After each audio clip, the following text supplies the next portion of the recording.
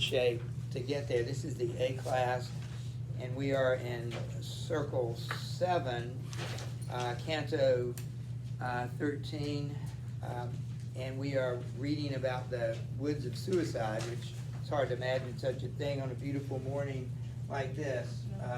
This is Circle 6. I can get rid of that, but Circle 7. We're starting with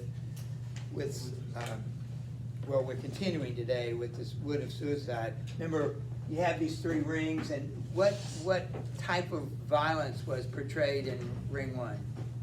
Against neighbor. What does that mean? Like, what did that look like? How were they punished? Remember how they were punished? All right, remember they were punished because they were in the boiling blood-red river of Phlegethon, and so people that shed other people's blood are now punished by that blood that they shed. And the typical example of that, there are all kinds of murderers in the world, but is tyrants. They kill lots of people. Tyrants are dictators and political leaders. So that's where we saw some of those. And and remember, they had to get the centaurs to get them across the river and ford the river. So now they're in the wood of suicide, and you remember how they're being punished. They become trees, and then the harpies, which are the bodies of birds but the faces of women, they come and they rip the leaves and limbs off the tree, so they're continuously kind of tormented that way. And one of the trees talks to Dante, and this is his story, Pierre del Vigne, and we were reading his story at line 82. Actually, we had pretty much read his story. He was unjustly accused of treason, and he killed himself. And he was just, even though he's in prison. He was in prison unjustly. So he hadn't done anything wrong. But then he acted unjustly when he killed himself. And think about, I don't know how you feel about it, but I think we would rather be the one unjustly punished than the one who is the guilty one who punishes people. You know, I'd rather be the one being punished unjustly than the one who unjustly punishes somebody, because there's a bigger punishment coming for those people. So anyway, that's it. That was his mistake or his sin by killing himself. And so line 82 is where we're going to pick this up. And notice, like most people in hell, he wants people to remember him. We've had 2 people already say that to him, Chaco and this guy, and then we'll see it again later. In fact, we'll see it in the next, we'll see it in the next canto. Anyone want to start reading? Okay, we'll start with Celeste at line 82. If you have your questions nearby, that would be helpful. And I ask thou, whate'er thou thinkest will do my hunger good and satisfy me well, I cannot ask. Pity unheard unhaunts me so. Wherefore, so may this man prove liberal. Thus he resumed, thine errand to perform, a prison spirit, do thou be pleased to tell how souls get thrown into this naughty form. And if thou canst, if any shall do off these limbs one day and find release therefrom. At this the trunk blew hard, and the windy puff after this wisely whistled into speech. You shall be answered with brief words enough. Then the wild soul leaps from the body, which its own mad violence forces it to quit. Minos dispatches it down to the seventh ditch. It falls in the wood, no place is picked for it, and as chance carries it, there it falls to be, and where it falls it sprouts like a plant of wheat, and grows to a sapling, and thence to a wild tree. Then the harpies feed on its leaves, and the sharp bite gives agony, and event to agony. I was trying to figure out, I think that's Virgil talking. So did you hear how these people got here? How does anybody, when you're in hell, how do you get to your particular place in hell? Do you remember how that works? Minos. And he mentions Minos throws them to the particular place, and they just kind of randomly, it says, fall and then are become the tree, and then the harpies feed on them. Who's next? Anyone, I'll go. okay, Just let me make that note. yeah.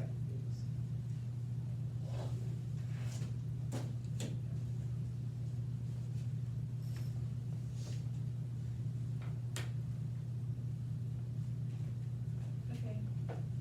Top of the page. No, start with 103. She read that, but it's a good place to pick up again. We shall, We shall take our flight when all souls take their flight. To seek our spoils will not to be berate, for the spoils of the spoiler cannot be his by right. Here shall we drag them to this gloomy glade. Here shall they hang, each body evermore, borne on the thorn of its own self-spotting shade. okay, this is actually Pierre Delvigne talking, because he's talking about himself. He's the one who said that Minos threw us here and we grew. The question is, what's gonna happen when you get your new body at the second coming, at the resurrection? What's going to see, these people were not allowed to have bodies, right? Because they killed their bodies. So, what's going to happen, what's gonna happen when everybody gets a new body? Did you hear what he said? He said, here shall we drag them, that means our bodies, they will be given a new body, we'll drag them here to this gloomy shade or glade. Here shall they hang, each body evermore borne on the thorn of its own self-slaughtering shade. So every tree that represents a person, his body will hang, this is gross, from the tree. That he is. And he has to see his own body, the body that he destroyed, Question, for do trees eternity. have eyes, or do they just like talk? They apparently can see and talk, and they're inside the tree. But like from. The trees don't have physical eyes, Okay, that's but what I'm they're asking. inside and they can like see outside. I don't think it's like Lord of the Rings, where, you know, they had the trees, remember in the second book? I've never. The trees walked and talked, and I don't know.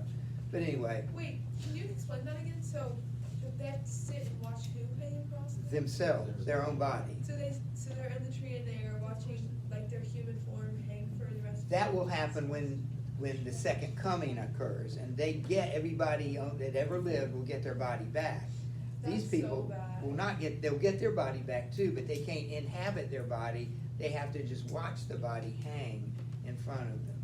I think that's like the most fitting punishment so far to me, because they get to experience what their family felt and they can feel Yeah. the pain. Well, Not only that, but, good point. but look at and think about it and like Yeah. regret taking the life that was like. It's like when a child is like being punished, like you make them sit like Like the in the timeout corner, yeah. To think about To what think you, about what they've that's done. what the point was. Yeah, all right, who's reading? Taylor reading?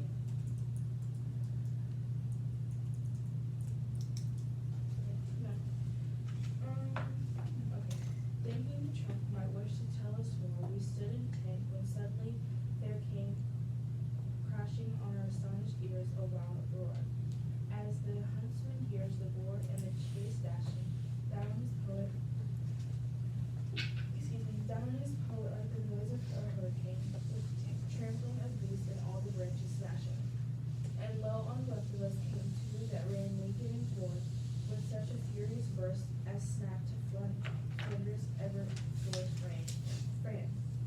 O death, come now, come quickly, as the first, and the second finding himself outstripped in the rush cried, Lionel, thy legs were not so thimble heirs at the joust of Topos. So in the last push, his breath failing perhaps, he shot sidelong and made one group of himself up in a thick bush, and filling the woods behind him came a throng of great black branches, fleet of foot and grim, and canid greyhounds flushed slipping from the throng. They seized his skulker and set their teeth in him, and went in his heat, and away they went, carrying the wretched fragments one by one. Then my guide drew me by hand and bent his steps to the poor bush, left mangled there, gasping vain protests through each bleeding wind. Oh, Jacobite, we cried, of Saint Andrea, why make us scream? What was the good? Am I to blame for thy All right, thank you. Let's pause and look at this. Remember, ring one was the tyrants, the river of blood. Ring two is where we are, wood of suicide, Pierre del Vigne. Well, let's add to that two people we know them by first names only. Apparently, they were real people, Giacomo and Lano. Let's see, the one that comes running first, though two ran naked and torn with such furious bursts as snappers to find. So these two people are being chased by these dogs. And Odette come quickly, thus the first. And the second, finding himself outstripped in the rush, cried, Lano, thy legs are not so nimble, erst at the joust of Tapo. So in the last push, his breath failing, he shot sidelong and made one group of himself in a thick bush. And then, well, we'll stop there. Lano is well, I'll read it for you. Turn the page. If you look at the bottom page 154, this will explain it better than I could. Two that ran. The first is Lano of Siena. I put him second, but that should be first. He belonged to a club of young rakes, referred to again and later in the book, who sold up all their estates and blew the proceeds within 20 months. Lano then threw his life away as in an encounter between the Sienese and the Argentines at a ford called Pieve del Topo. The second is a Paduan, Giacomo, who was not content with such pranks as playing ducks and drakes with gold pieces at the lagoon at Venice, had a pleasant way of burning down his own and other people's houses for the fun of it. So these two represent gamblers and vandals. What we'll remember about Lano, he and his friends, they sold everything that they had and blew the money, and then actually went to war and was killed.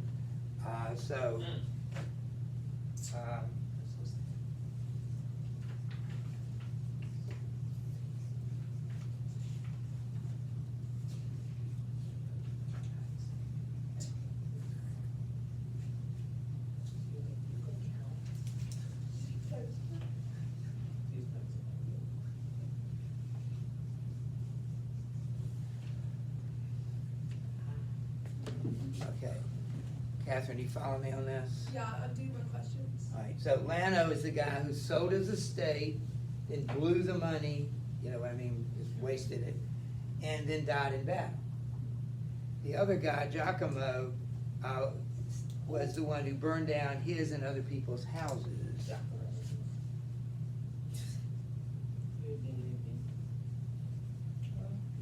Including his own.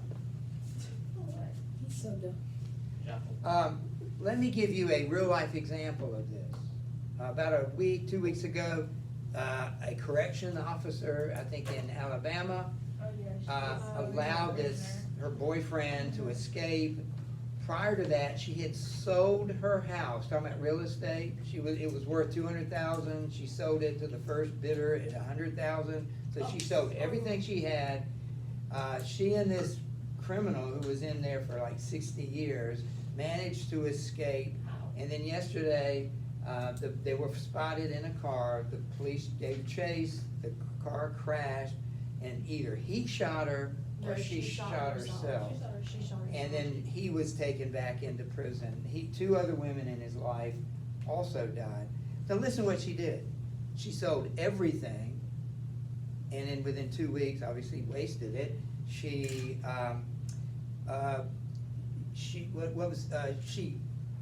retired. So she put in for retirement the very day that she escaped with this guy.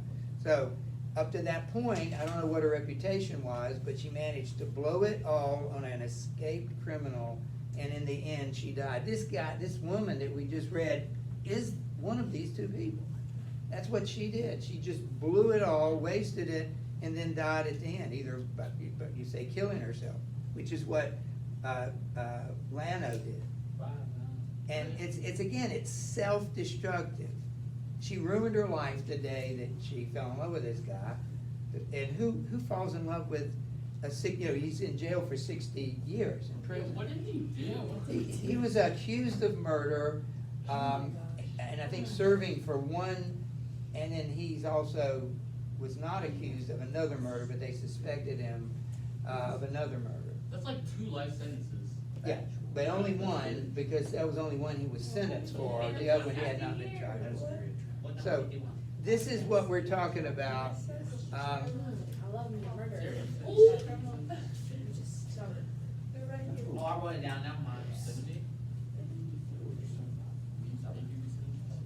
All right, so this picture of self-destruction is seen in suicide and gambling, because gambling, we know somebody who's, I think, addicted to gambling. I don't know him very well. But, you can make some quick money, but you can lose it as well.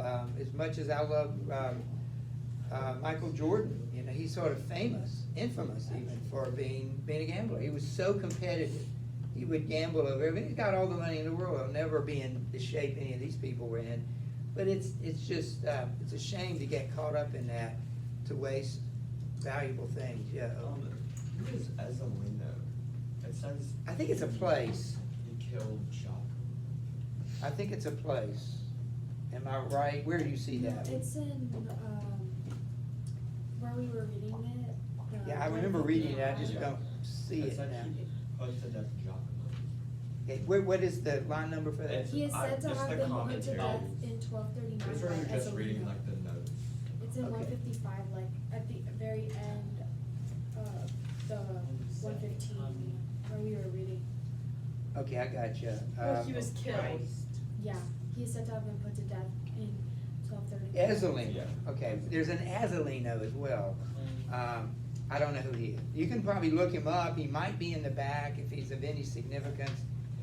She does an incredible job of footnoting. Let me see if I can find it. Yeah, my goodness. It's also Ezelino, they're the same person. So, let's see what Ezelino is. Ezelino is a Ghibelline noble, son-in-law of Emperor Frederick. So they tell you, wow, she is really accurate here and helpful. All right, so this is what we've learned here, but let's finish. Lane, have you got a book there? Would you just finish it at the top of, one of them jumps in a bush, and I can't remember which one that is. Well, I guess we'll figure that out. It doesn't really matter.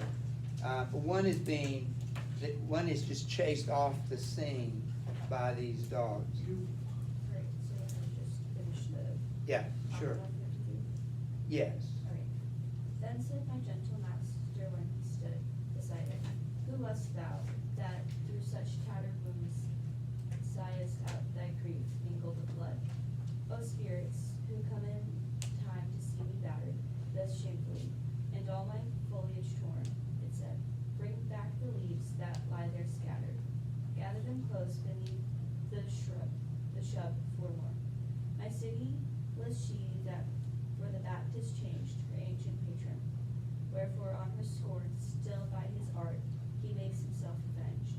Yea, did not Arno's bridge even now retain some image of the guardian she had estranged?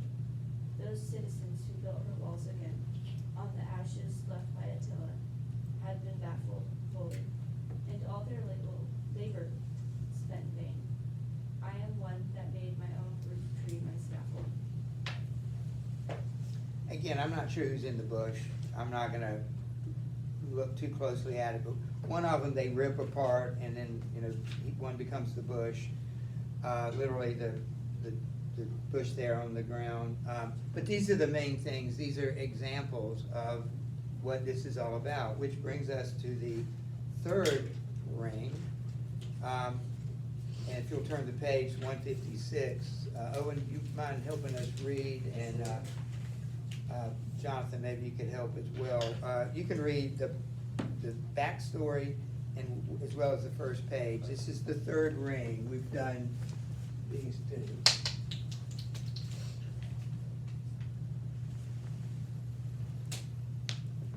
So we're in circle 7, but we're in ring 3. Yeah.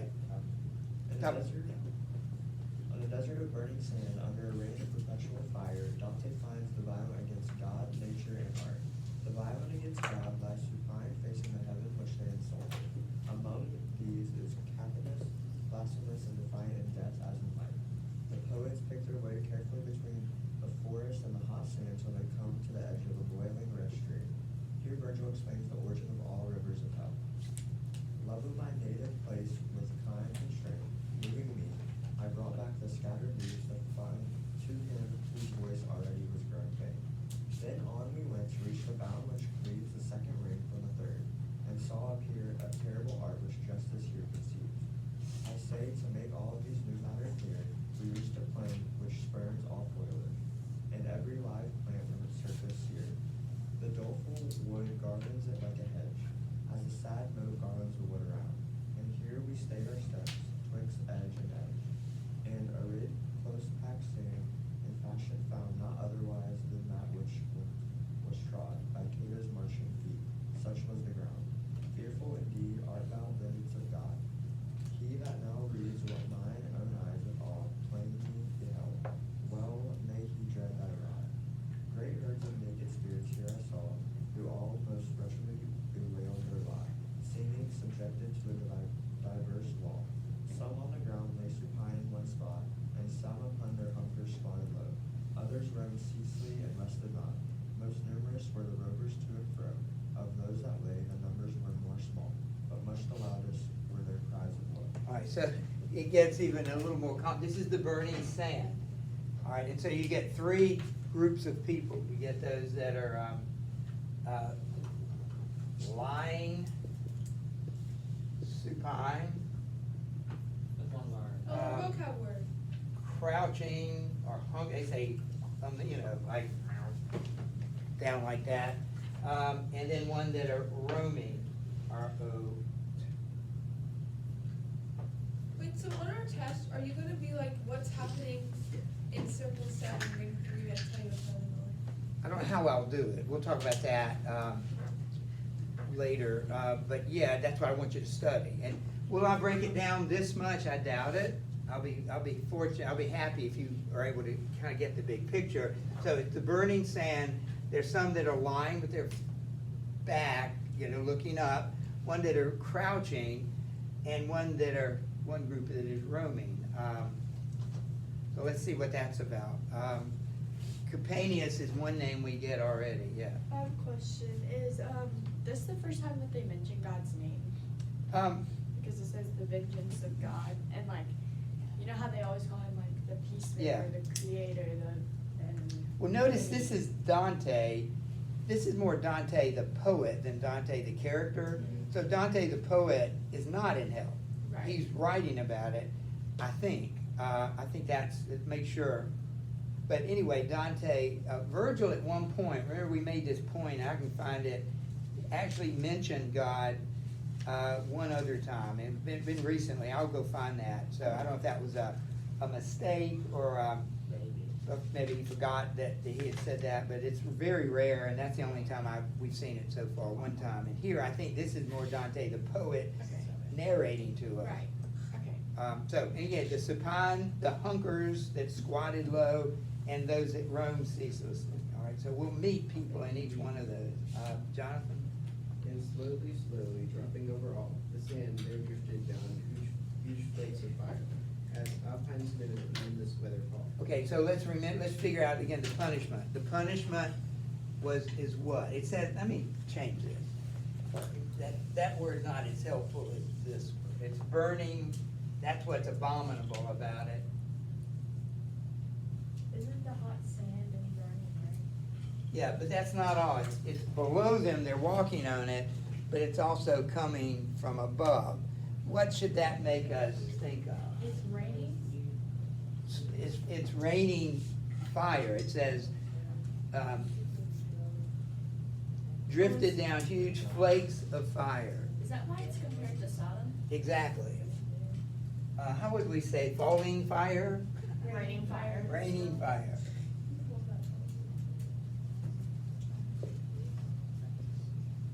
But you're right. And of course, if you remember the sin of Sodom, there are actually a couple of sins involved. But the punishment was that very thing, so keep that in mind as you keep reading. I guess Alexander in those corridor regions of Italy saw flaming fireballs shed over his host, flooding to earth entire. So that his men and he took pains to tread the soil, trampling the blaze out with their feet, since it was easier quenched before it spread. Even so rained down the everlasting heat, and as steel kindles tinder, kindled the sand, redoubling pain, nor ever ceased to beat. In restless dance of miserable hand, thumping away, now this side and now that, the raw snark of the still fresh fighting brains. I thus began, Master, strong to frustrate all hostile things, save only indeed those grim fiends who oppose our trips at the gate. Who is the shade that lies knotty of the limb, supported and contemptuous, scoring of flame, so that the rain seemed not to ripen him. But he himself, soon as he heard me frame this question to my guide about me, cried, that which in life I was, in death I am. Though Jove tire out this armorer, who supplied his wrathful hand with the sharp thunderstone, that in my last day smote me through the side. Through he tire all the rest out, one by one, and long Gabel's black side. Stithy, that's like blacksmith's shop.